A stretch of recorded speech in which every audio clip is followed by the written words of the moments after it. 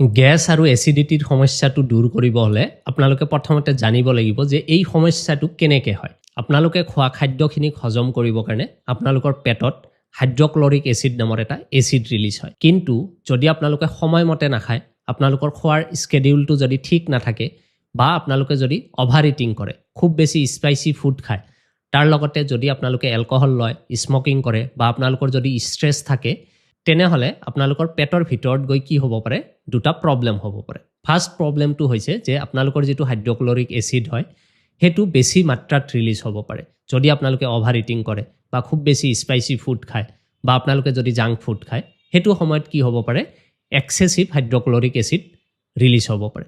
আৰু ছেকেণ্ডলি কি হ'ব পাৰে, আপোনালোকৰ ডায়েটটো যদি এটা টাইম টেবুল মতে নহয়, সেইটো সময়ত কি হ'ব পাৰে, ৰং টাইমত সেই হাইড্ৰক্লৰিক এচিডটো ৰিলিজ হ'ব পাৰে। আপোনালোকে যেতিয়া এটা ৰেগুলাৰ টাইমত খায় নহয়, আপোনালোকৰ ব্ৰেইনে সেই ৰেগুলাৰ টাইমত আপোনালোকৰ পেটত এটা ছিগনেল দিয়ে যে এইটো সময়ত আপোনালোকে সেই এচিডটো ৰিলিজ কৰিব পাৰে। সেইটো ক্ষেত্ৰত যদি আপোনালোকৰ খোৱাৰ টাইমটো ঠিক নাথাকে, কেতিয়াবা এনেকুৱা হ'ব পাৰে যে আপোনালোকৰ খোৱাটো লেট হৈছে, আপোনালোকে খানাটো খোৱাই নাই, তাৰ আগতে কি হৈছে, সেই হাইড্ৰক্লৰিক এচিডটো আপোনালোকৰ পেটত ৰিলিজ হৈ গৈছে। সেইটো সময়ত কি হ'ব, আপোনালোকৰ পেটটোতো খালী আছে, আপোনালোকৰ পেটৰ ভিতৰৰ যিটো লেয়াৰ আছে যাক মিউকাছ মেমব্ৰেন বুলি কোৱা হয়, সেই এচিডিক বস্তুটো যেতিয়া আপোনালোকৰ পেটৰ ভিতৰৰ মিউকাছ মেমব্ৰেনৰ কণ্টেক্টত আহিব নহয়, সেইটো সময়ত কি হ'ব, আপোনালোকৰ মিউকাছ মেমব্ৰেনটো ইৰিটেশ্যন হ'ব। এই মিউকাছ মেমব্ৰেনটো ইনফ্লেমেশ্যন হ'ব পাৰে, ফুলিব পাৰে। লং টাইম এনেকৈ হৈ থাকিলে কি হ'ব পাৰে, আপোনালোকৰ ভিতৰৰ সেই মিউকাছ লেয়াৰটো ডেমেজো হ'ব পাৰে। আৰু যদি এই হেবিটটো আপোনালোকৰ দীৰ্ঘদিন থাকে নহয়, সেই মিউকাছ লেয়াৰটো ডেমেজ হৈ তাৰ পৰা আলচাৰো হ'ব পাৰে।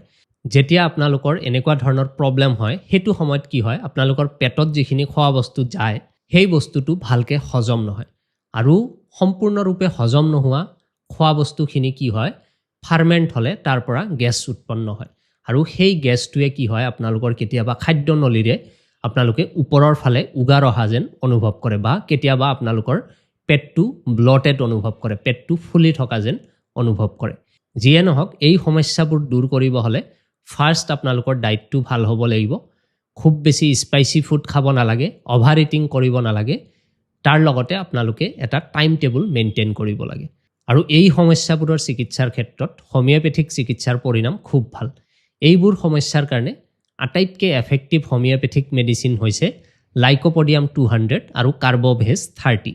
এই মেডিচিন দুটা আপোনালোকে আপোনালোকৰ ওচৰৰ যিজন BHMS ডক্টৰ আছে তেখেতৰ সৈতে পৰামৰ্শ কৰি তেখেতে বনাই দিয়া ড'জ হিচাপে কেইদিনমান ব্যৱহাৰ কৰি চাব, নিশ্চিতভাৱে আপোনালোকৰ সমস্যাটো দূৰ হৈ যাব।